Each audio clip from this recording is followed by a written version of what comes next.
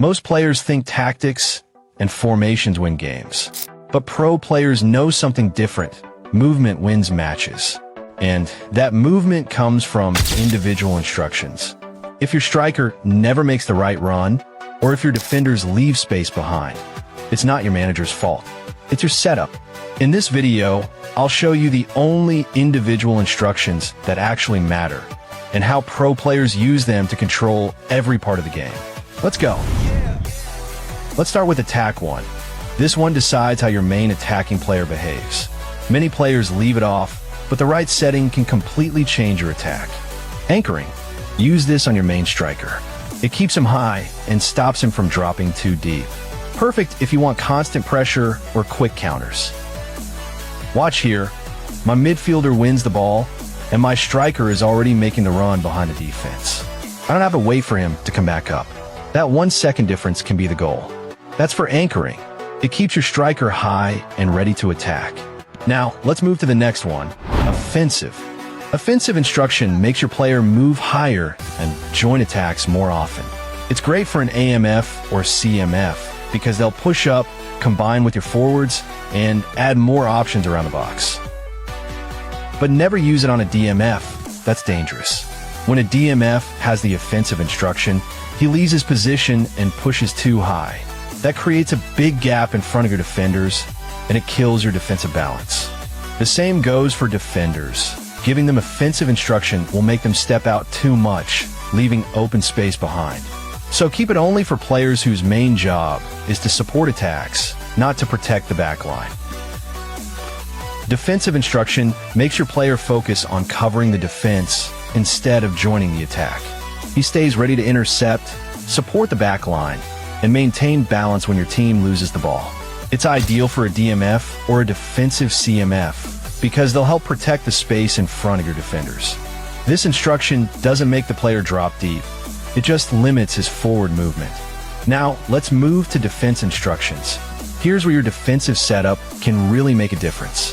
Let's start with tight marking. When you assign this instruction to the opponent's main attacker, your defender will immediately stay close and pressure him the moment he gets the ball, limiting his space and cutting off his attacking options. But here's the downside. If you face a player who knows how to use quick 1-2, this can completely expose your backline. The defender following his mark will leave gaps that can be easily exploited. So use tight marking wisely. It's strong, but risky if your opponent plays fast combinations. Next, we have man marking. This one works almost like tight marking, but with more control. Instead of letting the game decide who marks the opponent, you personally assign which defender should stay on a specific attacker. It's perfect when you want your best defender to lock down the rival's key player. For example, I assign man marking to my center back on Holland. From the moment the match starts, my defender stays glued to him, following every movement, blocking his runs, and not letting him receive the ball comfortably. Even when Holland tries to drift wide or drop deep, my defender tracked him instantly, cutting off his passing options and forcing him to play backwards. This makes it extremely hard for the opponent to build attacks through their main striker. And honestly, man marking gives you more control than tight marking because you decide exactly who covers who. It's smarter, more direct, and way more reliable if you use it on the right player. Now, let's move to counter target. This instruction is designed for your key attackers, usually your CF or second striker. When it's active, the player with this role will stay higher up the pitch instead of tracking back. The goal is simple, to keep him ready for quick transitions. So when you recover the ball, he's already in position to start the counterattack. It works best when you want someone positioned high to start transitions immediately after winning the ball. Finally, we have deep line. This instruction tells your player to stay closer to the defense instead of pushing high up the pitch. It's available for almost every position except defenders.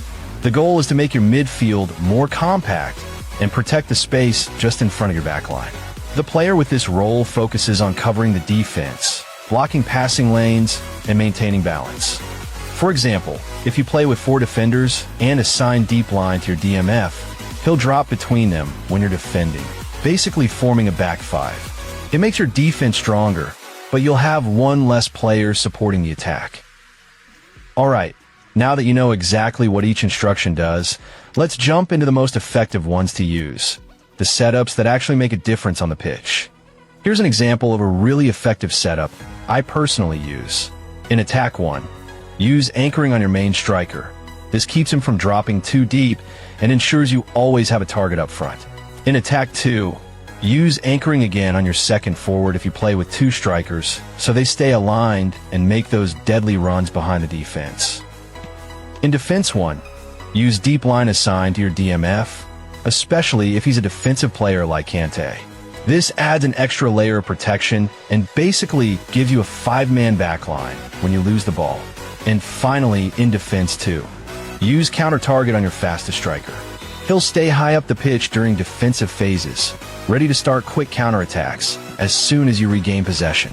That's one of the most balanced and effective instruction setups you can use right now.